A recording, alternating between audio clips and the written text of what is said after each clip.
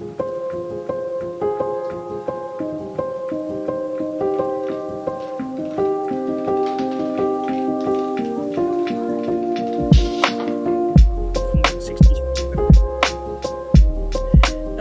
the center seeks to respond to a endemic lack of preparation among settlers in Canada and beyond, to meaningfully take up the ongoing work of reconciliation. We seek to prepare people for doing the work laid out by the TRC, by the Truth and Reconciliation Commission. And in part of this work, and in partnership with a variety of indigenous groups and organizations in Winnipeg, Treaty 1 territory in Canada, we are organizing a 10-day learning tour that will take place from May 22 to June 1, where we will meet with indigenous knowledge keepers, speakers, academics, artists, scholars, activists, who are all involved in indigenous-led efforts to bring about reconciliation in that particular part of the world. Why Winnipeg? Winnipeg is has been described by Nigan Sinclair, an Indigenous Studies professor in Winnipeg, as the center, a center of both colonization and of... He was messing with it, I mean, checking to see how sharp it was, fucking about cut his thumb off. A center of colonization and revitalization and resistance in Canada. There is a lot to be seen there in terms of both the deep challenges and the extraordinary work and promises that all form part of creating a more right future, a future of more right relations. So I think Steve already put some links in the chat. If you want to know more about this, this can be found on SSU's website, ssu.ca/rs-learning-tour. The costs are $1,150 for students and $1,500 for auditing participants. Note, though, that it is very important to us that everyone can participate and that financial assistance is available. Indigenous students are especially encouraged to apply for that. Money should not be an obstacle to taking part in this important work. Thank you. Great, thank you, Dr. Lawrence. That's a very amazing opportunity. Thanks for extending that to us. We are all embedded in land, and I want to acknowledge that I am on the land of Treaty 6 territory, which is the homeland of 10 Indigenous nations and the Métis Nation, and have been on this land as settler for 3 generations, but have this gratefulness to the many generations that have gone before in stewarding the land that we're on. As we come together, we are on land around the world. And today we want to focus on 2 areas of the world, the Philippines and North America, especially the north part, Canada. And so we have 2 speakers today. And the first one is Kriz Cruzado, who was born and raised in the Philippines. And she started her career in peace building and community development, especially to help address the marginalization problem of the Muslim and Indigenous peoples in the Philippines. Kriz joined Peace Builders community that we've heard from before in 2007, and she helped to found Coffee for Peace the following year. She then came to Canada to earn a master's degree in peace building and collaborative development from the Canadian Mennonite University in Winnipeg. And that's where she joins us from today. She joined Mediation Services as a mediator there in 2019, and she's also a trainer in development at Returning to Spirit, an Indigenous-led nonprofit organization based in Winnipeg. So the format for today is a little different than we have had in the last gatherings. we're going to have a full block, about a half an hour with each of the speakers where they can tell us, instead of asking them questions, they're going to tell us what's on their hearts, what they wanted to bring to us today. And then we'll have an opportunity to engage together and to ask questions. So listen deeply and be able to respond with questions, comments after they're speaking. So Kriz, can you begin for us today? Thank you, Jeanette. How's my audio? Good. Okay. Greetings, everyone. Thank you for having me here today. I go by Kriz, and that's basically the name that I ask people since I came to Canada to call me with. But my full given name is actually Crizanti. And when I started my journey of embracing my cultural identity as a Filipino, I also started saying my full given name, not because it has a cultural meaning, but just because it's the name that my parents have given me. So I am located on Treaty 1 territory, the homeland of the Métis Nation and the original lands of Anishinaabe, Cree, Oji Cree, Dakota, and Dene peoples. It is on this territory that I've started my Canadian life. I was welcomed here. I found a good employment, have good access to housing, food, and water, while many Indigenous peoples are still displaced, have no access to water, and are cut off from the land that connects them to life. As an immigrant, I am happy to be thriving in Canada, and yet at the same time, I want to say that immigration adds another layer of oppression towards the Indigenous peoples in this land. And I want to start from this place of acknowledgement, especially because the history of residential schools in the 60s scoop have profoundly changed my views about humanity, land, and culture, and this paved the way for me to start decolonizing myself. I have been in Canada for 9 years now, and in those years, I barely spoke my language. I have been using English in my day-to-day interaction. I even say my prayers in English.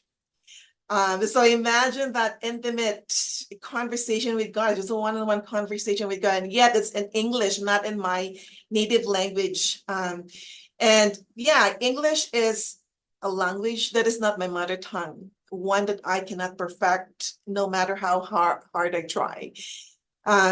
But it is safe to say that I have acculturated well in Canada.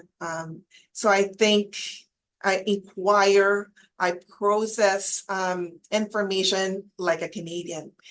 So I'm saying this because in December, I visited the Philippines. Since December last year, I visited the Philippines to spend the holidays with my family, and I had a great time reconnecting with friends and people that mattered to me. I was grateful for the time I spent with my mom and my brothers. But in this visit, there were two things that baffled me. The first thing is that immediately, as soon as the plane landed in the Philippines, I shifted straight to thinking in Filipino, speaking the language as if I haven't left the country. And that was really like baffling because it's been, I think my recent orientation is so much tied with my life in Canada and how that was so immediate for me. And then the second one was I realized I seemed to experience God differently in the Philippines. And this realization connects with a comment I made earlier in my time in Canada when I said God seems to be distant in Canada. It's something I said in passing, but had a significant impact in my relationship with God. So what I noticed though when I was in the Philippines is that I experienced God through the community. Because I was communing with my people, I got to experience love and mercy and grace in the most intimate ways. And although I realized it late, my spirituality and expression of faith is driven by my Filipino culture. So of course, I would look for evidence of God's presence in my life in Canada, the way I first experienced him in the Philippines. And it's not that God has changed or God is different in these two different countries. It's just that I put God in a box and only chose to see him in a certain way. So anyway, what I would like to talk about in length today is my reflection on how colonial upbringing has impacted my sense of self and my personal journey in decolonizing myself. So when I look at the meaning of land and the value of land, it has on my identity as a Filipino. So I look at land as a homeland. It is not just a place of birth, but it is my connection to life. Land is the beginning of my consciousness, the very first time maybe that my brain starts to collect memories and I remember. I would remember the physicality of land, the terrain, the animals that can be only found in the Philippines, the trees that we have there, the home where the land where my home was built, the people there, my tribe. The land was my first connection to the world. It is where my beliefs were formed, my traditions and practices that become my core sense of self and identity. It is in my land that I learned to communicate and express myself verbally using my mother tongue. My land is me, and I am inseparable from it. And I don't think the body forgets the homeland. The body knows so much about it. So when I landed back in the Philippines in December, my senses, all 5 senses connected to the land immediately. Fun fact, I only have 4 senses. I can smell, but for those who can, I'm sure there's just smell that's only available in your own land, in your own place that reminds you of home. And you know your home because you experience this with your 5 senses. Now, I have a colonial upbringing.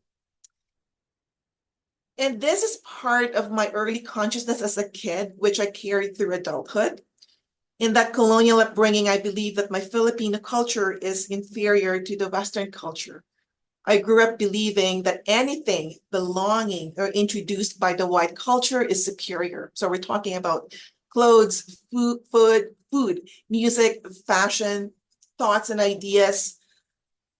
So there's kind of like a brainwashing into thinking that all white people are kind. Note the word all. All white people are kind, considered generous, and they love giving money away.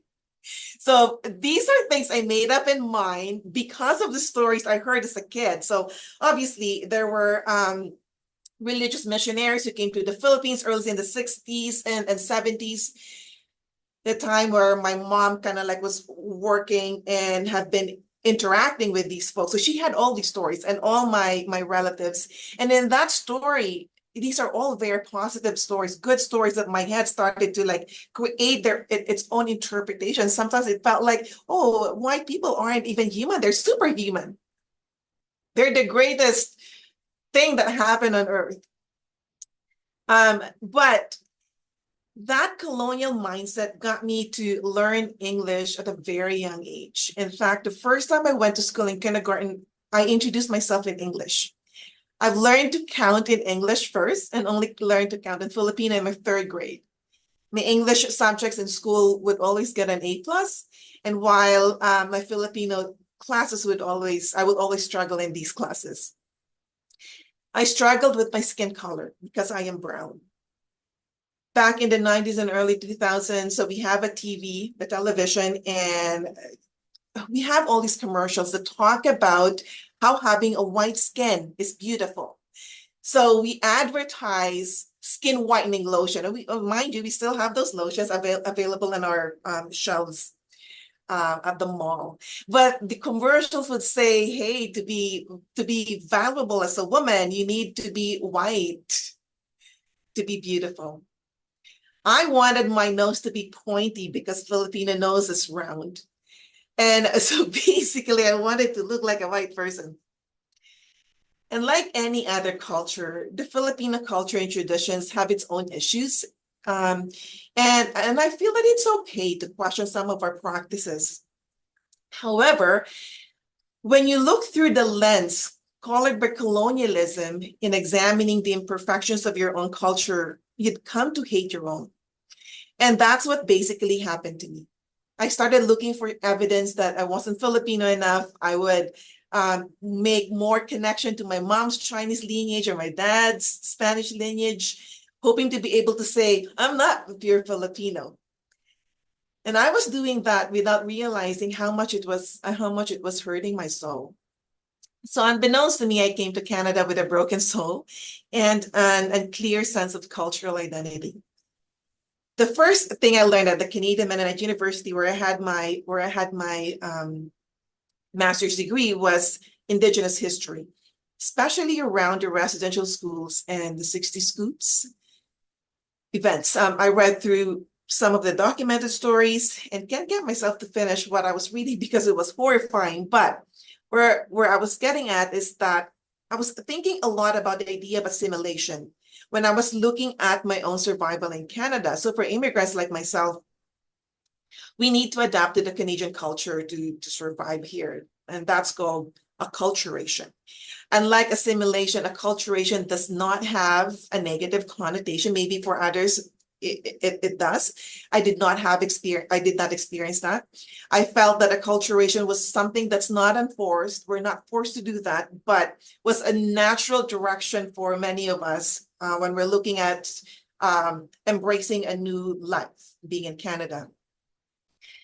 And as I was acculturating, I felt lost in the process of wanting to sound like a Canadian, fully hating the fact that I have an accent. I can't get my English grammar right without Canadians correcting me. And I really valued being seen as someone who is proficient in the English language, because I have tried my whole life to live up to that goal of being seen as an equal with the white folks. And obviously, these things I was valuing were influenced by my colonial worldview. Then I realized that to effectively acculturate, one needs to know their identity very well so they won't lose their sense of self.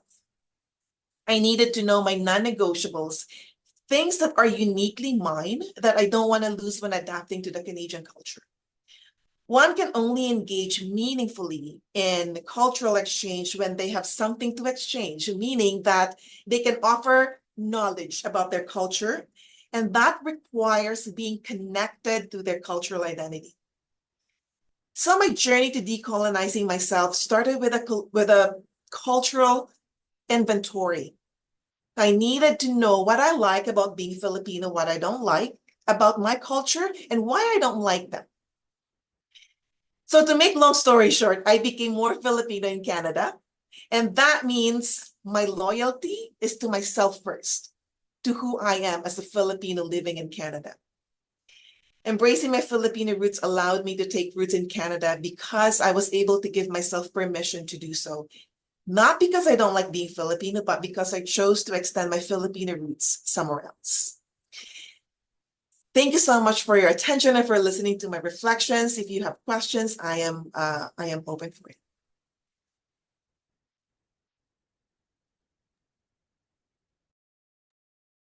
Yeah, we're a small group here. Let's just feel free to unmute yourself, whether you can put your camera on or not, that's fine.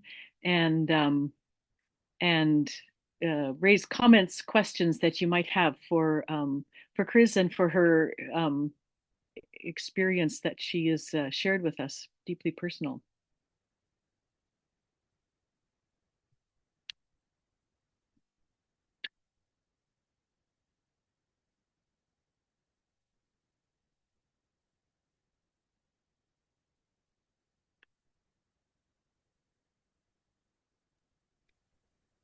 I'm Suzanne from Treaty 6 territory in Edmonton. Thank you so much for that beautiful journey reflection. I'm wondering, because I'm a transplant to Canada myself. How can you talk about your journey of connecting to the land, since that's part of the title of our what's your experience connecting to the land that you're living on now? Thank you, Suzanne. It took a while to actually understand my connection to the land, because then, first of all, I wasn't connected to my own, at least not fully connected to my own. And when that journey of like healing the part of me that was trying to disconnect, then there was that part of me that I can tell myself, okay, I am ready to face to be in this land fully, to be present in this land and really planting roots into this land. And that meant for me, because when you are, I think, acculturating, that very big piece of that is shedding off some of the things that you inherently have in order for you to embrace something new. And that's kind of like the idea that was playing in my head. I was asking myself, do I really have to? But then in that journey of acculturation, there's that embrace, there's that letting go of embracing.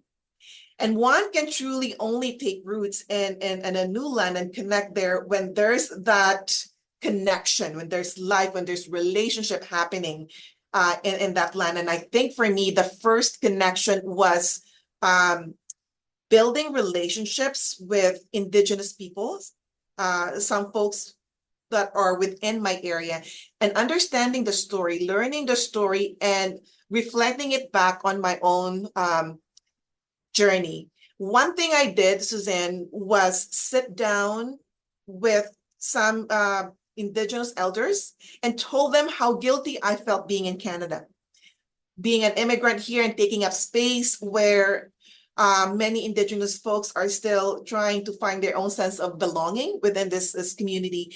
And in that conversation with the elders, they told me that I need to connect with my Filipino roots in Canada, because reconciliation doesn't happen in separation. It happens when you truly connect. And that's a root, that's a connection that I need to have in Canada. So that's part of that connection with the land. And this is an ongoing journey for me. It hasn't ended. I am still discovering new things about my connection with the land. I'm barely here. It's been 9 years. But that's where I was beginning that conversation. It took me probably 4 years to say, hey, I am now fully present being in Canada. It took me 4 years because the last 4 years were years of struggle and just trying to understand myself. So I'm not sure if that's answering your question, but that's where I am at in my journey.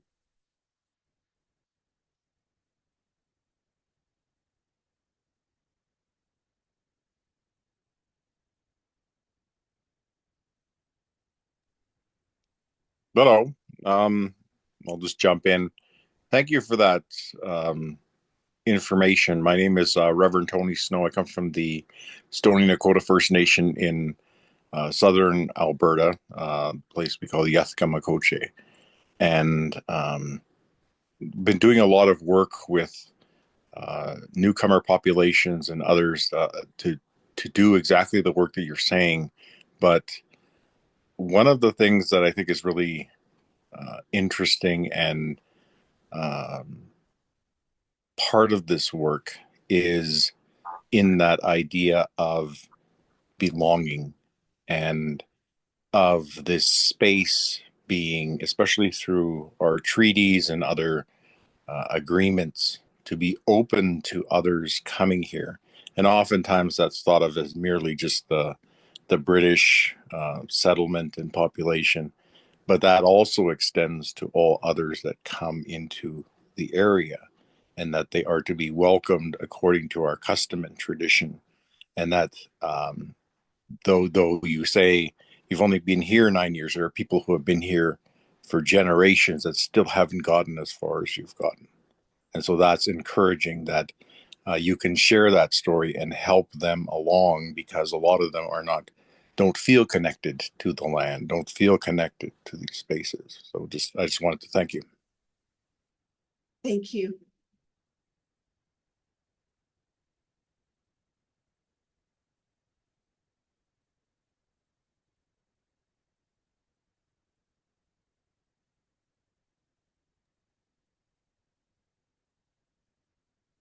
Well, I'm going to jump in if no one else does.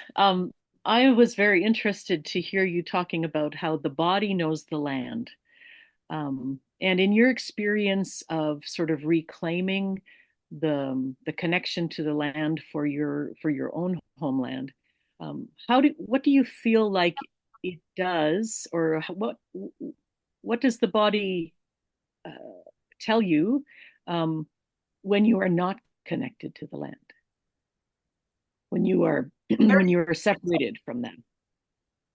There is this sense of loss, like you feel lost, if that makes sense. Like you are in a space, you don't have anchor. You can't anchor yourself into something, and it's like a pendulum going back and forth. And I've experienced that my first 4 years in Canada, just not knowing who I am and just really not having that connection. I didn't even know that. I didn't know that I did not have that connection until I came here, and I've experienced the struggle of just not having a very strong sense of cultural identity. And that's why I really worked hard on reclaiming that. There's no sense of, I think the sense of self, I experience it more as not having a lot of self-confidence in who I am as a person. Not being able to represent myself truly in social setting. I can't find my social location. I think the first thing I've noticed in Canada was the struggle. I can't find my social location. Cannot identify with Filipinos being in Canada. And so really, I wasn't on the map as well. And so that's kind of like my thinking. Of course, now it's very different. And I would call Canada as home too. And my body would also know that I've landed in Winnipeg. I would just like think as a Winnipegger when I'm here. And it's really interesting how the body does that. I'm trying to think about the connection, but you do feel it. When I landed in the Philippines, it's like something switched on, and I would lost that ability to just fall in line. For example, I'm just like, hey, this is a competition, survival of the fittest. I'm going to run and insert myself here, this Filipino thing, and that was so natural. And when I landed back in Vancouver, like I'm lining up. I'm waiting in line, and I was just like, follow rules. Not that Philippines don't follow rules, it's just different. We function very differently. So yeah, I'm not, maybe I'm not that aware, but those are some of the thoughts that came to mind.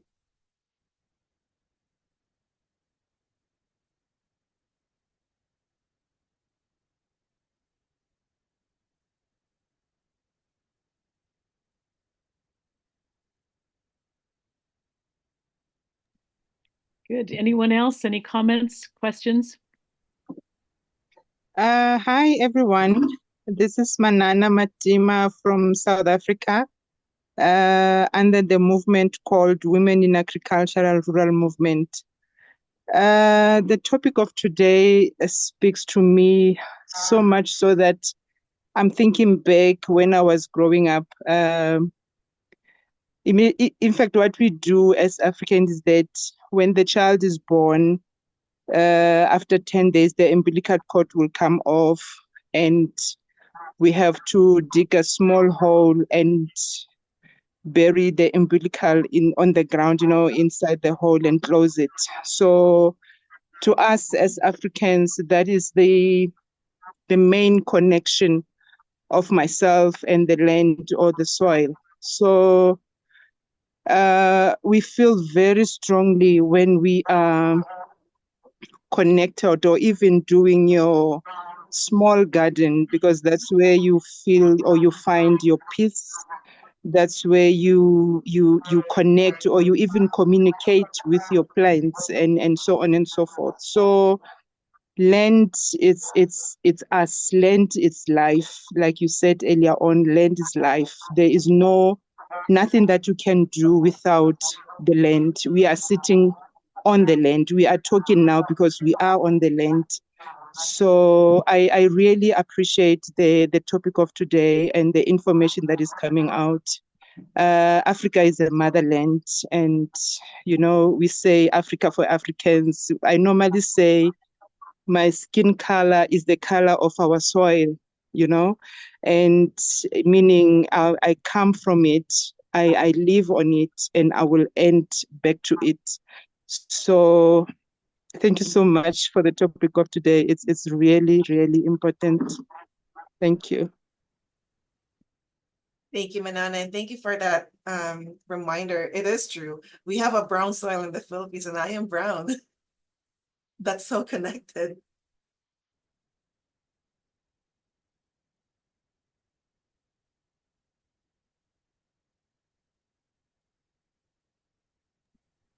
Good. Any other comments or questions for Kriz at this point?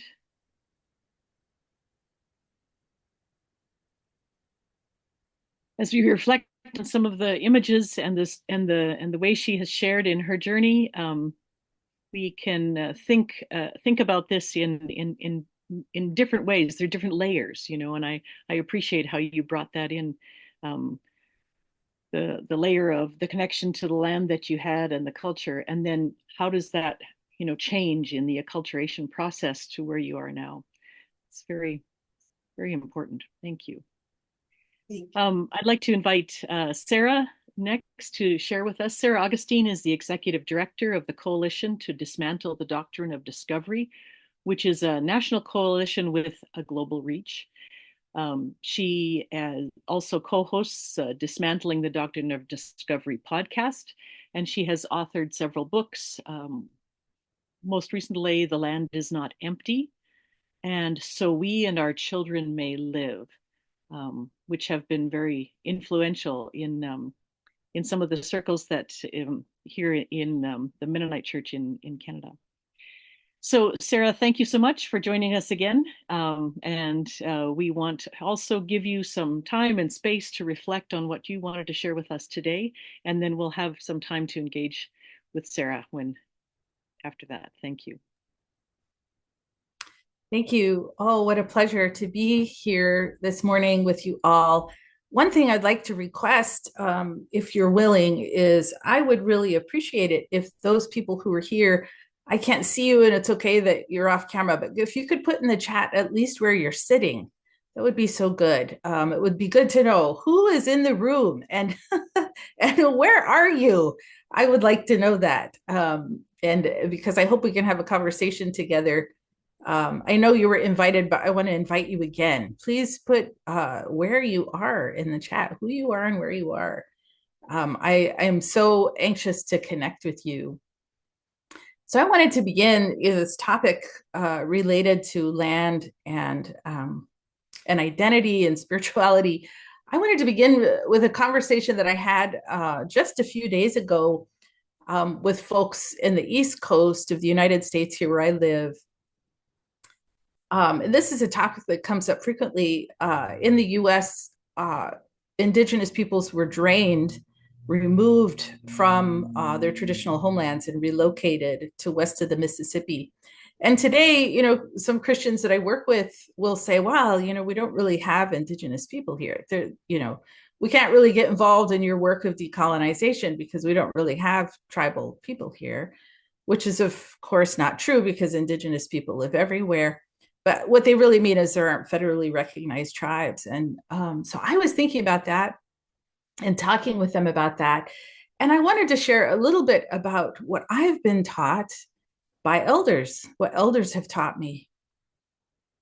And as I go into this, I'll tell you a little bit more about my story. So I have been taught that our ancestors make the soil, that the soil that we walk on is made of our ancestors. It's made of our ancestors, and not simply the ancestors of our genetic kin, but our ancestors, the four-legged, the winged ones, what I've been taught to call the standing green nation of trees and plants, grasses, all of that creation, our kin. The soil that we depend on for food is made of our ancestors. The ground itself is sacred.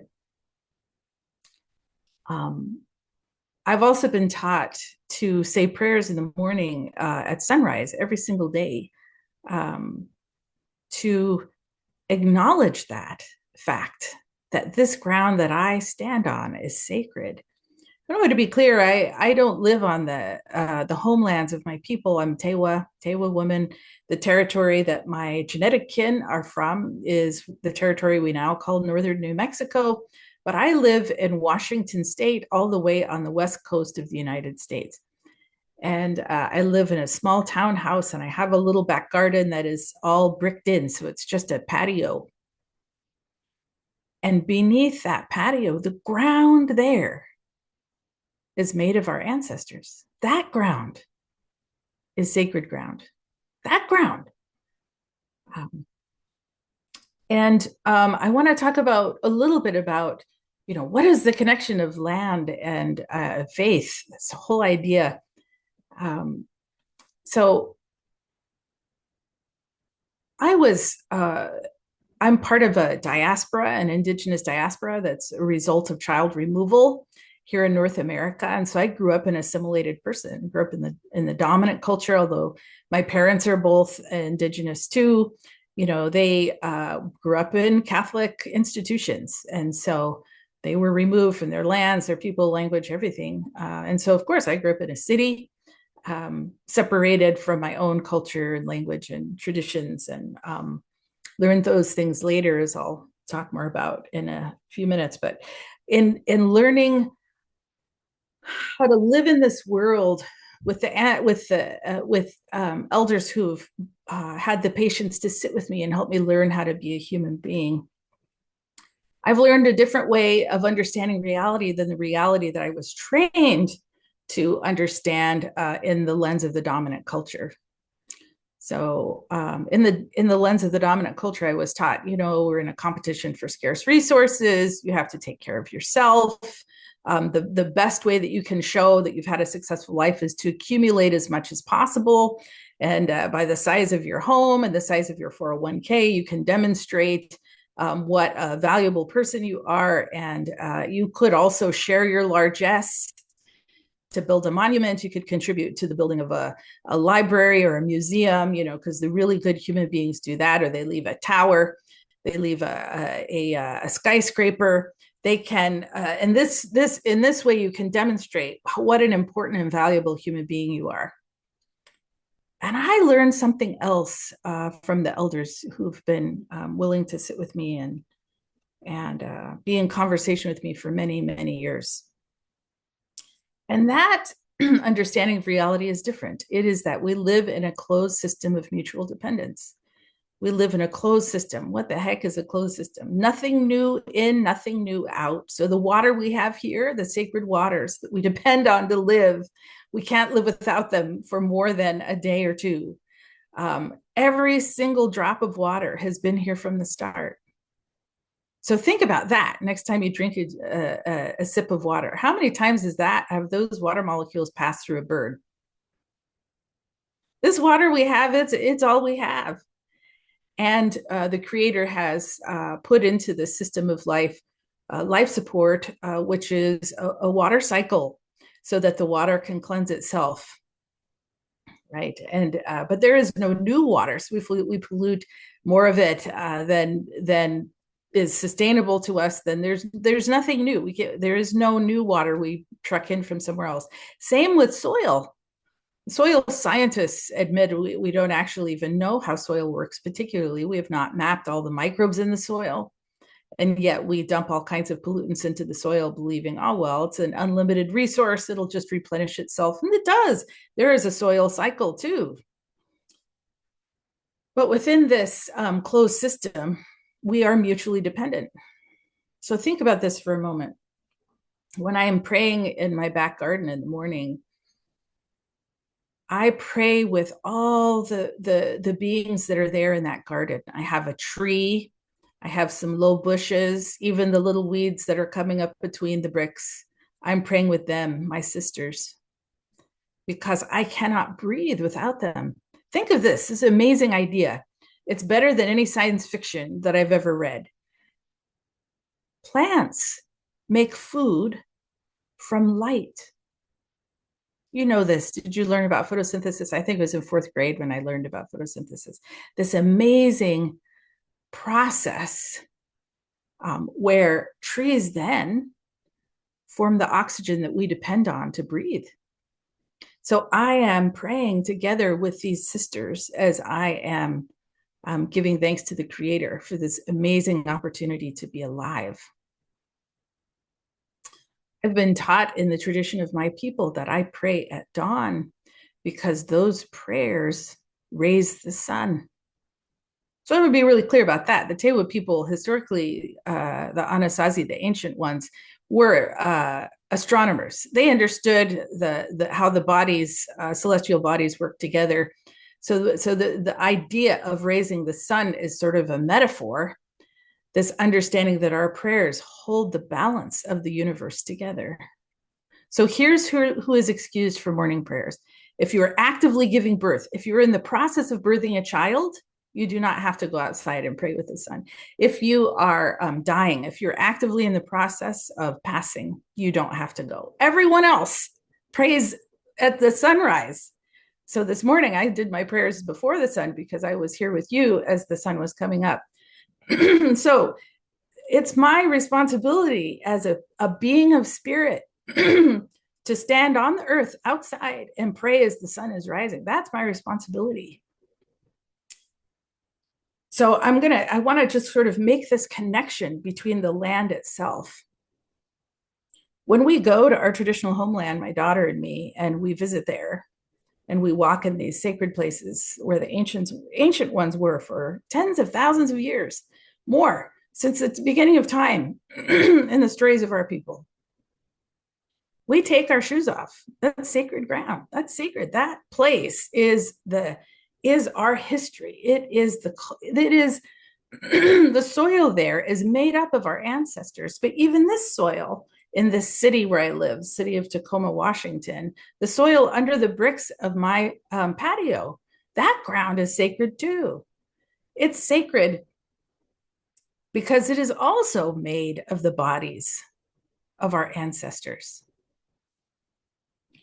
I've also been taught that when I wake in the morning, before I even put my feet on the floor, I give thanks. What do I thank the Creator for in that first breath? For that breath, I've been taught that the breath that enters our bodies is the animator, the great animator that gives us life. That the animator is entering my body and giving me animation today. Our breath is sacred. When we talk to each other face to face, not on Zoom, and we're sharing breath together, that's considered a sacred exchange. We're breathing each other's breath. This is an exchange of the sacred, of the holy. It's not uncommon to hear or to say, I'm so grateful to be breathing at the same time that you're breathing. I'm so grateful to share this breath with you, that we're sharing breath together here. Okay, well, this understanding that we are in a closed system of mutual dependence. Let's talk about the mutual dependence, the web of life. Everything that I do has an impact on all of you, and not just on human life, but all of creation. And because we're in a web, I'm not the center. Everything I do matters, and I'm not the center. That's a really strange idea through the lens of the dominant culture. I've also been taught by a young sister, actually, a Nez Perce woman from around here, the prayer that she was taught, and I now pray it too, and I'm saying prayers in the morning. Thank you for this land, our body. It's different from the prayers I learned in the Christian tradition, which say, thank you for this land and its bounty, which provides food for us and provides, all of our needs. That's not what I was taught to pray. Thank you for this land, our body. I am part of it, and it is part of me. I cannot live without it. Here's an idea that will maybe bake your noodle.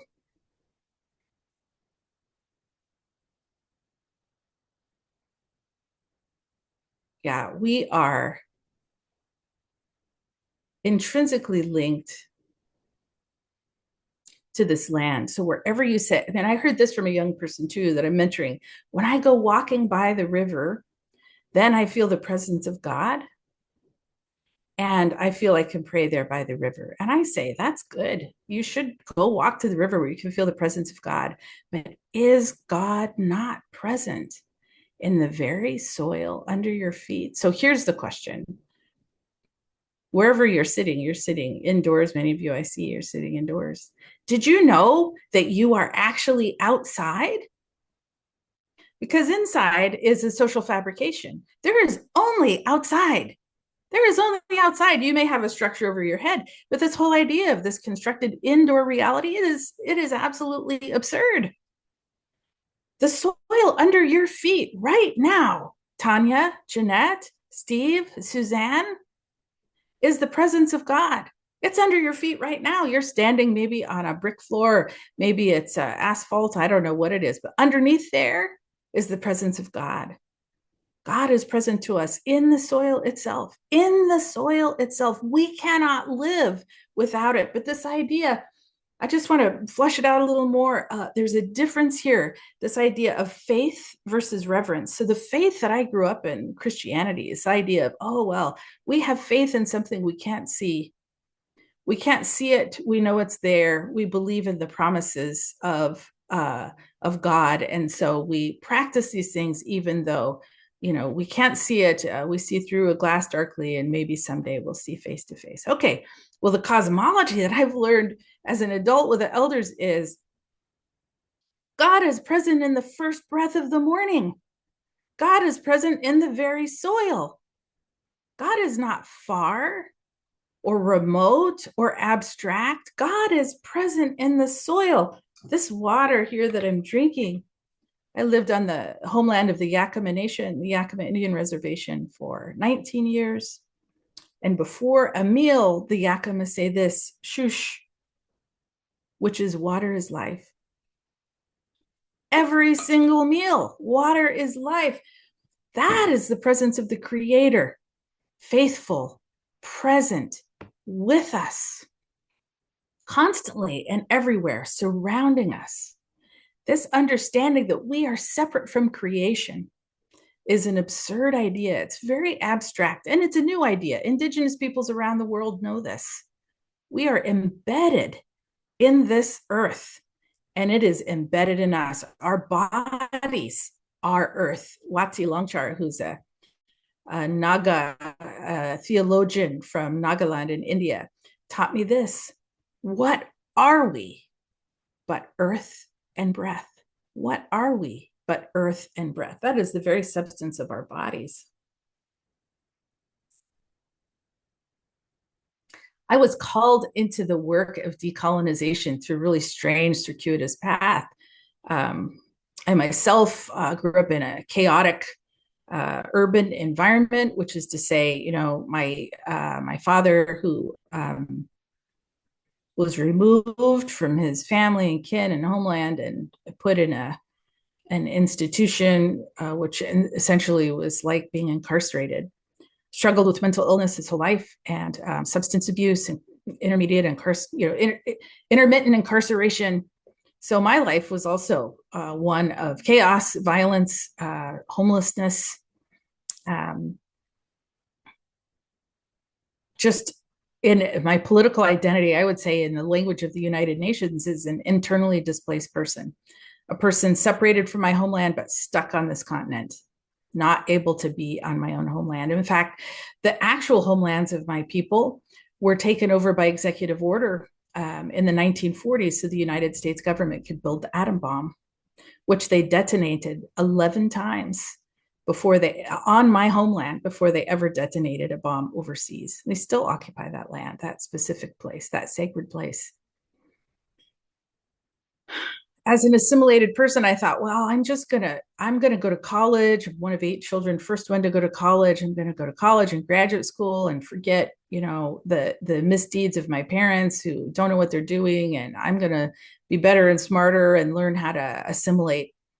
Well, we were all assimilated. I'm gonna learn how to grab the brass ring, get a PhD, and be somebody, have more than one pair of shoes, and not have people sniff at me when I enter a library because I've been homeless and I haven't had a shower in 5 or 10 days. And I was on an international research team. It's a social scientist in Suriname, South America, when I was called out by an Indigenous elder. I was on this multidisciplinary team, the only person of color there. The interesting thing is when she reached out to me, she actually thumped my chest and said, "Are you going to fight with us?" She didn't look at the head of the team or, all of these important people. She only looked at me, the Indigenous woman standing there. And she said, "Help us or go away." It was such an interesting idea because, I had not up until that point even thought of myself as particularly Indigenous, so not without shame anyway. I had no contact with my culture or anything. And I had another interesting experience too there in Suriname. I was crossing a river in a dugout canoe. And I don't know if any of you have been in the tributaries of the Amazon. It's really fast moving, deep water. And so when you get in the dugout canoe, I was in there with families and various people crossing the river between Suriname and French Guiana. And it gets quite low in the water with all that weight. So you can really, it's like, it's a little frightening actually. I was in this boat, kind of hanging on. And it was reaching over her shoulder for me. It was reaching for me. And I was like, I'm a little unstable in this water. I don't know what to do. But this baby was like crawling over its mom's shoulder. So I outstretched my hands and brought this baby into my lap. And the mom looked over and, just kind of said, "Okie dokie." And I thought, I'm an Indigenous woman. All these people here see that. I went back to the US to try and figure out what that meant. There's more than this. There's so much more than I have time to tell you, but I also had a series of dreams. And I thought, what does it mean to live my life for decolonization? I'm not worthy. I didn't grow up at the lands of my people. I didn't grow up learning the stories.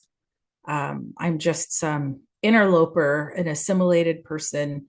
What could I possibly have to contribute to this conversation? I've been an outsider my whole life. I want to tell you an interesting fact of assimilation. I think people in the dominant culture, settler descended, who have the privilege of being part of the dominant culture, don't realize that assimilation is actually impossible. You may be able to speak the language and know the life ways and the culture, but you will never be accepted. You will always be suspect in the eyes of the law, always be suspect in the eyes of the education system. It's a myth for anybody in a Black or a brown body. So always an outsider, never at peace. Who am I to bring the message of decolonization to Mennonites and to Christians? Ooh, tough, difficult. Here's another prayer that I was taught by my brother, Jonathan Oldhorse. He's a Lakota Lutheran pastor and a holy man in the Niobrara in South Dakota. He taught me this prayer last summer. My people want to live. I pray that every morning too. My people want to live. My people, one of the few populations on this earth that is declining and not growing over time. Why? The most powerful empire on earth has made it its policy to eradicate us from the surface of the earth. My people want to live. On the reservation where I spent much of my adult life here in Washington State, Young people between the ages of 11 and 19 are 7 times more likely to commit suicide than folks in any other population. In fact, it's the leading cause of death for that age group in that place. My friend and sister, my little sister, who was a partner in the work that we were raising up to be a leader in the culinary last summer, and was set to start a university job that we had sponsored, a scholar activist position, and took her own life 10 days before she moved to take that job. Why? Why? Suicide is not the only thing that's causing death to my people. We have the highest incarceration rate, the highest infant mortality, the highest maternal death of any population in this country, highest rates of poverty, highest rates of suicide, lowest life expectancy. And my people want to live. My people want to live. We say it 4 times. My people want to live.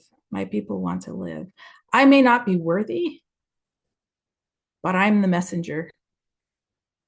And I bring the message, a desperate plea for solidarity, which is not clicking a like button, but actually putting our bodies next to the bodies of the vulnerable, those people, especially who are land and water protectors.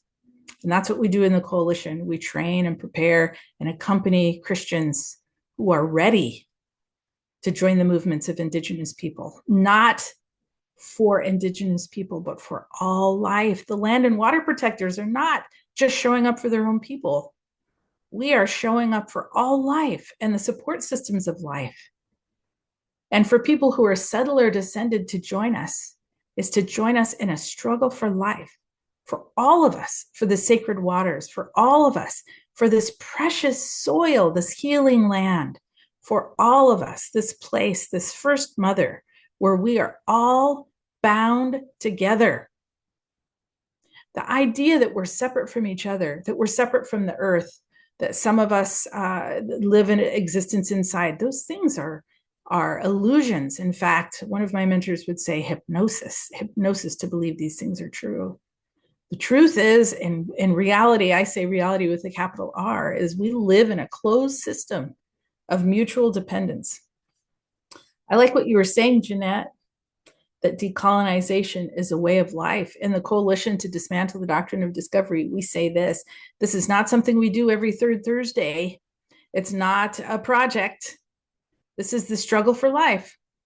And there aren't 10 easy steps to liberation. We have to work together across generation for significant change to reality. And we embark on this work. Our work in the coalition is substantially changing laws and policies. Why? Because laws and policies define reality for Indigenous peoples, and they define reality for everyone else. And so we embark on that work. We follow the leadership of Indigenous peoples in their movements, in our movements all across the United States and Canada and Mexico. And we've joined other Indigenous folks as well as we struggle for life, for self-determination and sovereignty on the land. And so I would agree, decolonization is a way of life. And we say this too, because this is actually hopeful news in the coalition. We walk together side by side, day by day. Some of us are having babies, and some of us are burying our parents. Those of us who are raising our babies 10 years ago are taking them to school and accompanying them as they become teenagers, and then burying our parents. Some of us are in decline. Some of us are dealing with health issues. Some of us are ourselves entering the process of passing. And while all of that is happening, while we're buying homes, while we're selling homes, while we're struggling financially, while we're getting jobs, while we're losing our jobs, whatever else is happening, we are doing this work. We are embodying this work. We do it for ourselves, for our children, for our communities, for the ones that come after us. We acknowledge those that came before us, our ancestors, every one of us. Today, with our life energy today, we can stand for justice now, in this moment, in this day, on behalf of our ancestors and on behalf of the ones that come after us. We have a mandate to do this, right? And in the Christian tradition, this is called establishing the kingdom of God. Thank you. Wow. Thank you, Sarah. Yeah, this is called establishing the kingdom of God. Please unmute yourself and comment, have questions, something that you heard Sarah say that you'd like her to elaborate on. Thank you for sharing so deeply and personally with us. And from the heart, I appreciate that today. Please unmute yourselves and ask any questions you have or comments you might have. Tony Snow, I'm a reverend in the United Church here and a member of the Stoney Nakoda Nation. I just wanted to thank you for those words. I think that it's really important when you are talking about your identity and your relation to elders and those stories. The fact that they trust you with those informations is important. They're relying on you for that. I was working with engineering companies here in Calgary with groups that do studies with our elders, groups that do environmental impact assessments, and to take that information, we had a lot of younger people who were non-Indigenous who were sent out into the field as workers, and they would talk to the elders and hear the stories. They would come back with a couple of notes and stick that in the traditional land use portion of the report, and it would get buried under, all the recommendations would get buried under other concerns. And so what you're doing is bringing forward that information in a meaningful way, giving it context and your own life experience, and working toward concerted change. So I see a great value in what you do and how you present that here, and I'm very grateful to have heard these words. Thank you. Thank you, Tony. I appreciate that. And I want to say there was an elder at one point. I have a very fiery disposition, and this was the subject of much healing, actually, among elders in my youth, trying to figure that out and address it, and sort of calm that fire. And there was one really important mentor to me who said, Sarah, you can never again speak for yourself. Every time you speak, you're speaking for the people. So you don't get to just go off. You have to speak for the people. And this was gifted to me by folks, actually, a tribe, Wayana people in South America, with that intent of speaking for the people. And I wear it every time I speak, whether I'm on Zoom or not, to remind myself that I don't speak for myself. I'm speaking for the people. And who are my people? My people are all the people of the land, all of us who are in danger. And so I appreciate that affirmation. Thank you, Reverend Snow.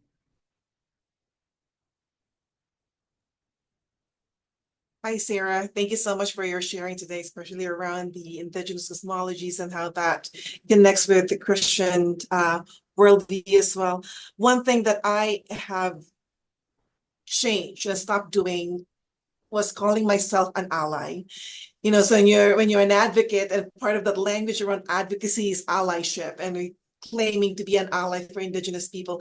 And in the earlier years I've been in Canada, I have been calling myself an ally because I wanted to say, hey, I understand the story and I'm in your corner and I get this. Then I realized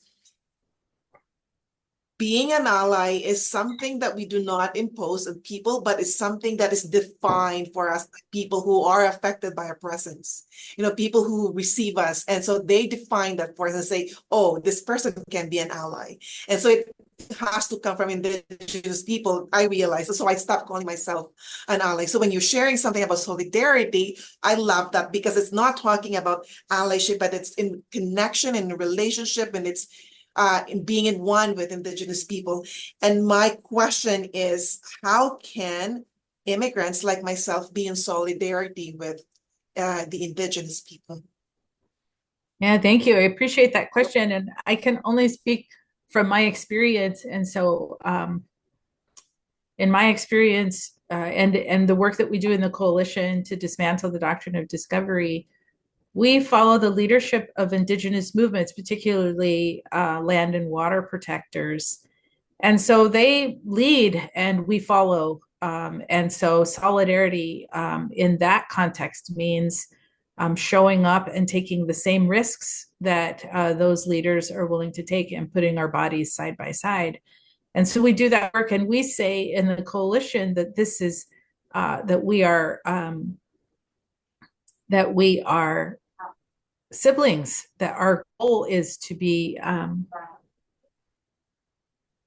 in a collegiate relationship where there is power balance. So typically in sort of a mission relationship, we say, oh, we're coming in as helpers, we're service workers.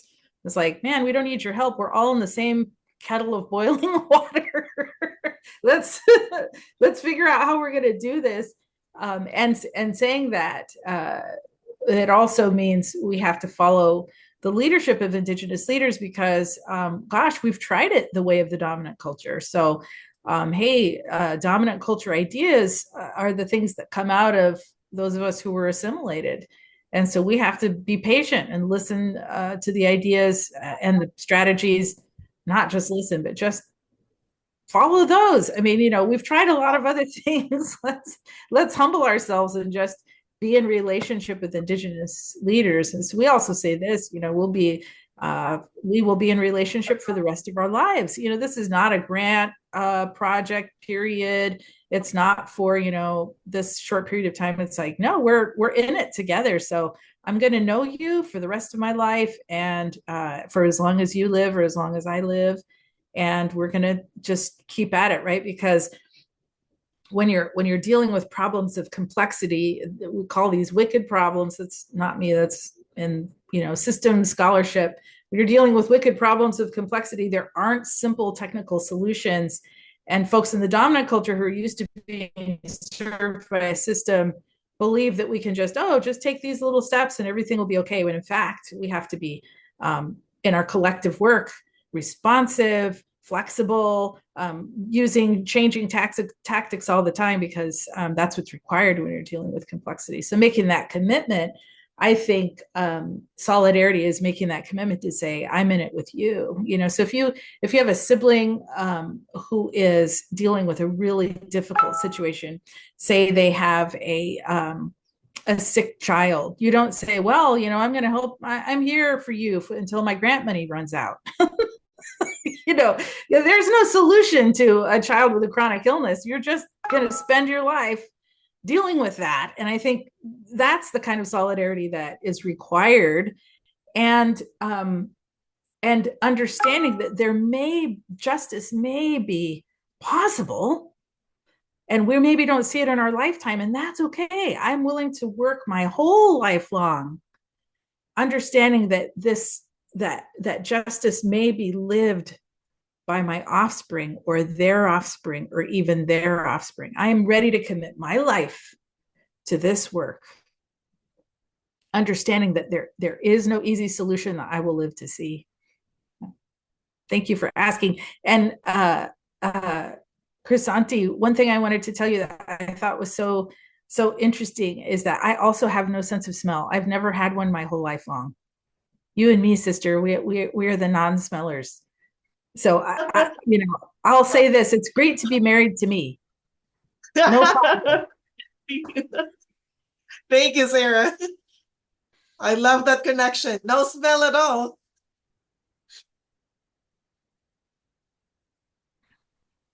Wow, that's how statistically rare would that be to have for any webinar to have their two main speakers?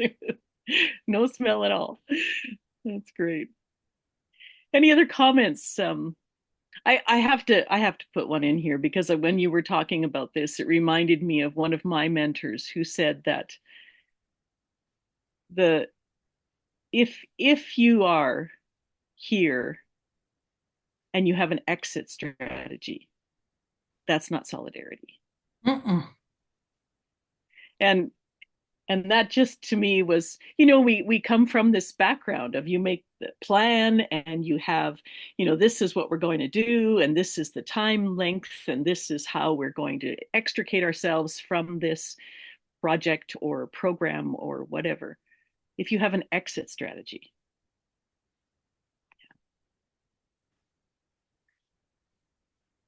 I think one thing we notice in the coalition is as people who are settler descended enter into long-term relationships with Indigenous people, you realize over time, it dawns on you slowly that it is actually your problem.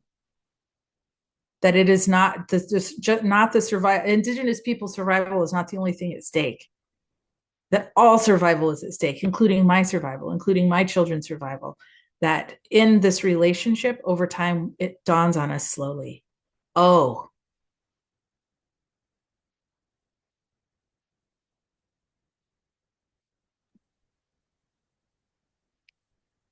Feel free to unmute yourselves and ask, comment.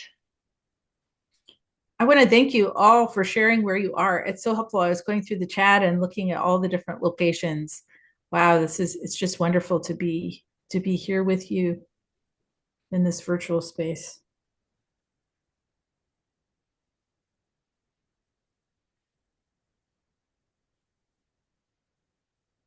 I'll just give you another chance.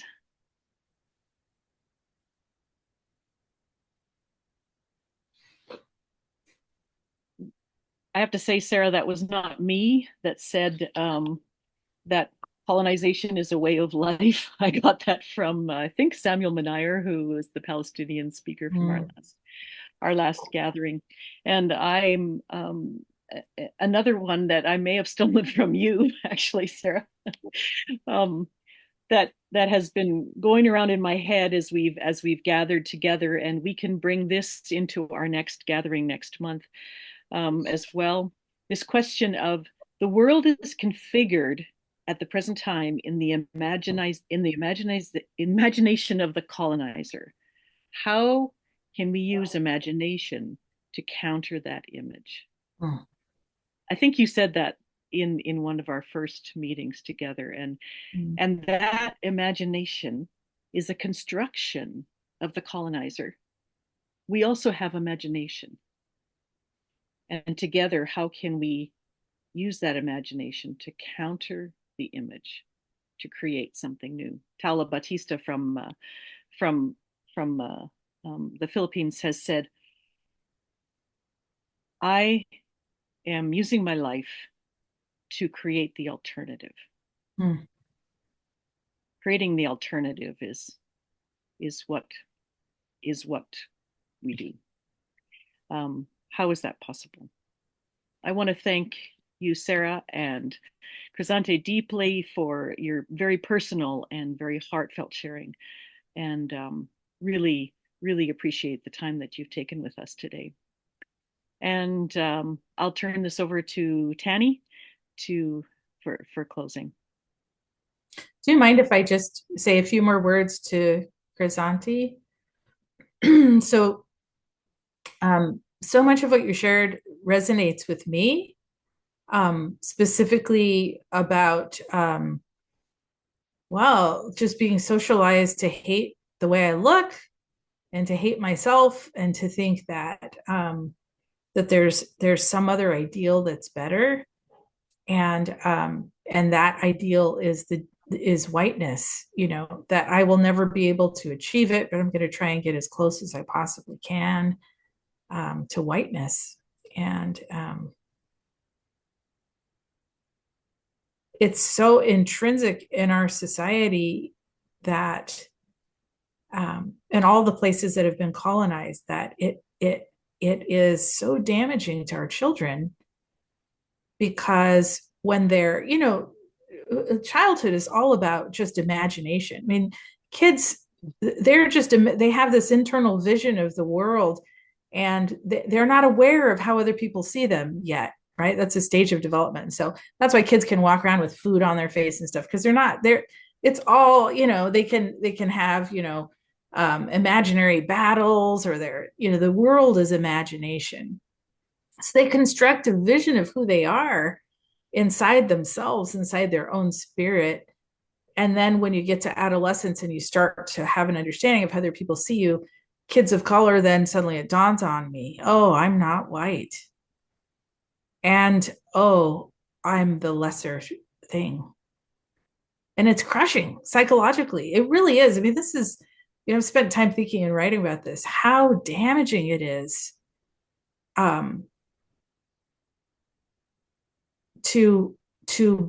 for the world outside to see you as other and to penalize you for that otherness. It's so damaging, and it leads to despair. And those people who are tough and kind of crabby and have a hard candy shell can live through that. That's me. I'm crabby and tough and hard candy shell. But people who are soft and gentle don't make it. And I think, my life, I will commit to trying to imagine and live into a reality where it's okay to be gentle and brown, that you could be gentle and survive, because that's not possible now.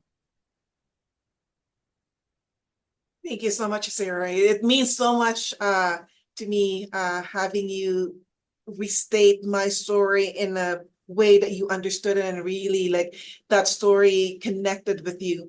And you are right.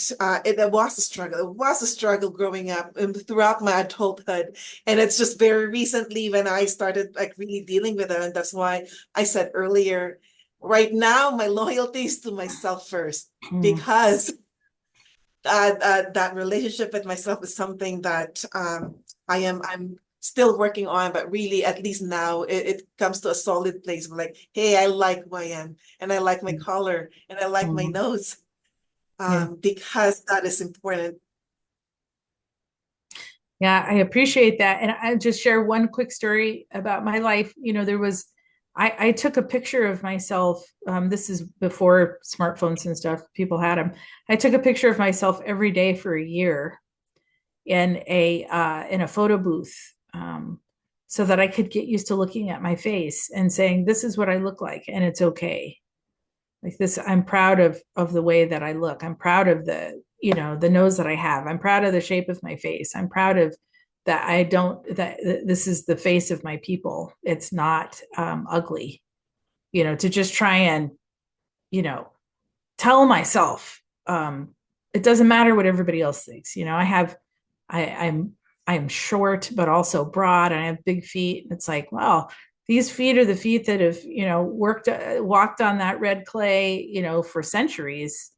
And this frame is the frame that is able to bear children and carry loads and do the work that is the work of my people, historically raising corn and all the things. So, tried to, just like you're saying, tried to say, this is okay. Like, this is not wrong. I'm never gonna be 5'9" and 120 pounds. Like that's not in the cards.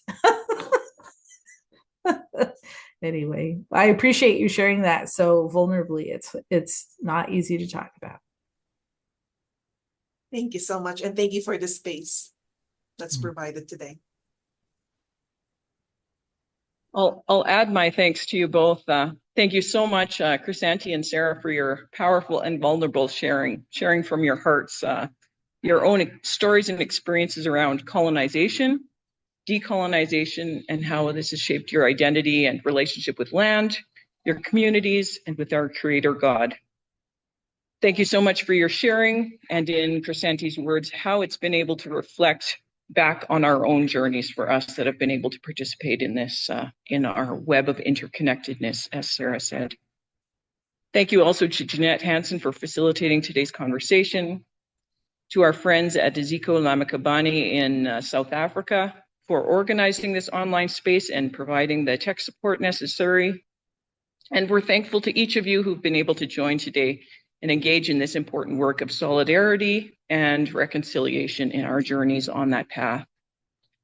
Looking forward, we'll look forward to seeing you again in our next online conversation around land, identity, and faith. And that will be taking place on March 22nd at the same time as this meeting. We've now had 4 conversations in total.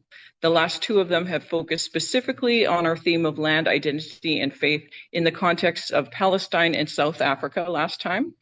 Today in the Philippines and Canada. And so the conversation on May 22nd will allow us as participants to join in reflecting on our own contexts as we open some discussion around what has been presented in these last 4 conversations. So please mark that date on your calendar, Saturday, March 22nd, and feel free to join others who might want to join us in this. So now, in closing, I'll leave you with the words of a blessing from the Cherokee people of North America.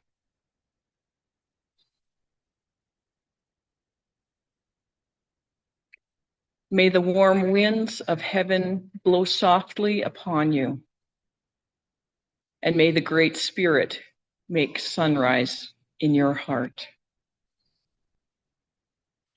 May God bless each of you as we walk together on this journey of learning, solidarity, and transformation.